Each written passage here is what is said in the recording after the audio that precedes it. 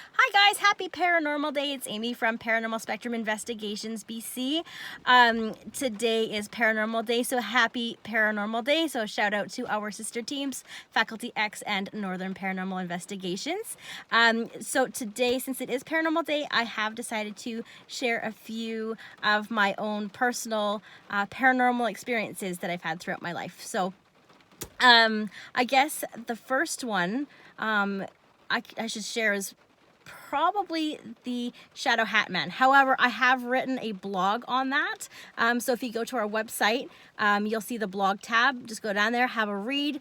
It's pretty interesting. I actually did a little bit of, actually quite a bit of research on the whole thing. So I'm thinking I may have pinpointed what my experience is about, so go have a read. That is one of my experiences. However, my next experience would be when I was 4 years old. It was my very first paranormal experience. I was living at my grandparents' house with my parents. We were in the basement.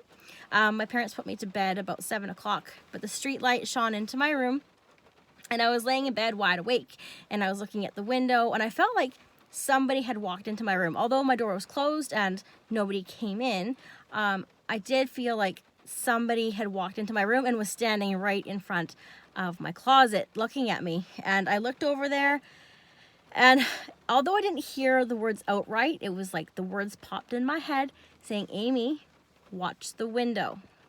So I did what I was told. I watched the window, and about 2 minutes later, somebody tried breaking in.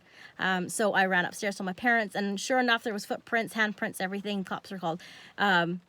But yeah, so something must have told me that somebody's going to break in. So kudos to them. Thank you very much. The second one was in the same home. I was now in my 20s. I was living as a caretaker with my grandparents, and I took them shopping. And I came home, and my parents were there. We were sitting out back, and we were just having a drink. It was in the summertime, and above us was like my grandfather's bedroom, and his window was wide open to get some nice fresh air in there. And we heard like the room was being trashed. It was like furniture just being thrown around, and doors opening, closing, slamming, and we're like, "What the hell? Oh my God!" So we ran up to his room, and there was no one there. Everything was in place, nothing was touched, but it was loud. I mean, the neighbors could have heard the trashing of his bedroom. So we're not really sure what was going on there, but throughout the years that we did live there, we heard so many footsteps up in his room when no one was home. So we're not really sure who was in there. So that was another experience. As well, around that same time that we heard like the trashing of the room, it was probably a week or so later, and I was home alone, and I was gonna make some bacon and eggs for breakfast. It was about 11 o'clock in the morning, and I took up the pan, put it on the stove, turned it on low, like it was like on minimum, put the bacon in, and I heard somebody coming into the house and coming up the stairs, and I was like, oh, okay. I didn't know anybody was home, but I came out of the kitchen to see who had come up the stairs, because I could hear like the squeaking in the living room of the floor, like somebody was walking, and there was nobody there.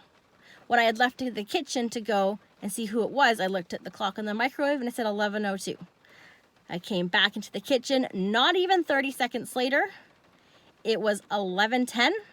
The bacon was charred. It was like smoking our kitchen. It was just frying on low. Not sure how that happened. To this day, I still can't figure it out. Don't know who came into my living room. I don't know where the time went. The whole thing just confused me. But that was my other experience. Another time, I was again home alone, same house, grandparents' place. I was downstairs in the basement brushing my teeth in the bathroom, and I heard somebody come through my back door and was going up the stairs. And I looked out my bathroom door, and I seen a little old lady with a little brown dog in tow going up our stairs. And I didn't recognize her, and I was like, okay, what's going on here? So I went in the bathroom, dropped my toothbrush, ran over to the bottom of the stairs, and I was listening upstairs to hear the creaking of the floor in our living room, and I couldn't hear anything. And I was just waiting for something to happen. Like, I don't know who this woman was. Was she from a rest home? Did she get lost? But I heard nothing. But I felt like was overcome with a sense of like, come on up. It's all good. Like, you're more than welcome. Like, it was like a very inviting feeling. And I went upstairs. There was nobody. I checked every door. I checked every window. And I went back downstairs. And the door she would have come in was bolted from the inside. So, not sure who she was, but I can tell you what she was wearing. I could tell you the height, the haircut, everything.